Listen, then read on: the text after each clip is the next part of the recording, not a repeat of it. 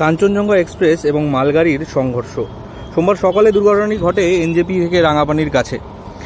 জানা গিয়েছে, শিয়ালদাগামী ডাউন কাঞ্চনজঙ্ঘা এক্সপ্রেসে ধাক্কা মেরেছে মালগাড়ি। তার জেরে লাইনচ্যুত হয়ে গিয়েছে কাঞ্চনজঙ্ঘা এক্সপ্রেসের দুটি কামরা। ইতিমধ্যেই শুরু হয়ে গেছে উদ্ধার কাজ। রেলের তরফে জানানো হয়েছে, এখনো পর্যন্ত মৃতের সংখ্যা ৮, আহত 50 জন।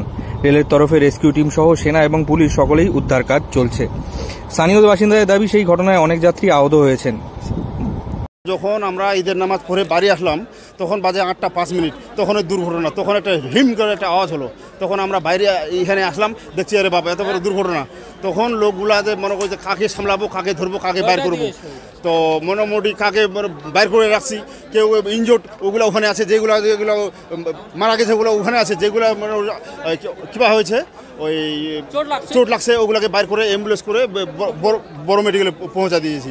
ওইগুলো ওরকম মোটামুটি আমাদের হাত থেকে 7টা থেকে 8টা ডেড বডি বাইর করছি। আর বাকিগুলো সব ইনজোর্ড, ওগুলো মেডিকেলেতে আছে। এই জায়গার নাম হচ্ছে ছোট নির্মল। ঈদের নামাজ পড়ে বাড়ি ফেরার সময় হঠাৎ বিকট আওয়াজে তারা দেখে যে মালগাড়ি এবং কাঞ্চনজঙ্ঘা ট্রেনকে ধাক্কা মেরেছে। যত তাড়াতাড়ি সম্ভব তারা গ্রামের লোকেরা গিয়ে দেহ উদ্ধার করার চেষ্টা করেন। বহু লোক আহত হয়েছে। 5-6টা মৃতদেহ তারা উদ্ধার করেছেন। আহতদের মেডিকেলে নিয়ে যাওয়া হয়েছে। প্রসঙ্গত, নির্ধারিত সময় মেনেই আজ সকালে নিউ জলপাইগুড়ি থেকে ডাউন কাঞ্চনজঙ্ঘা এক্সপ্রেস নিজ বাড়ি রাঙাপানি স্টেশনের মাঝামাঝি জায়গায় দুর্ঘটনার মুখে পড়ে। প্রত্যক্ষদর্শীরা জানিয়েছেন যে পেছন থেকে একটি মালগাড়ি চলে আসে, সেটি ডাউন কাঞ্চনজঙ্ঘা এক্সপ্রেসে সজোরে ধাক্কা মারে। তার জেরে কাঞ্চনজঙ্ঘা এক্সপ্রেসের দুটি কামরা লাইনচ্যুত হয়ে যায়।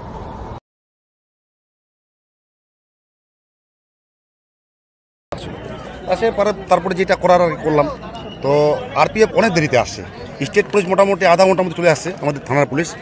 আরপিএফ অনেক মানে যদি আজকে ওই যন্ত্র থাকতো, কাটার যন্ত্র, তাহলে অনেক লোকগুলোকে বাঁচানো যেত আর কি। মানে ওইটার জন্য খুব খারাপ লাগলো আর কি। মানে লোকগুলোকে বাঁচানো মানে জীবত বার করছি, বার করে মারা গেছে।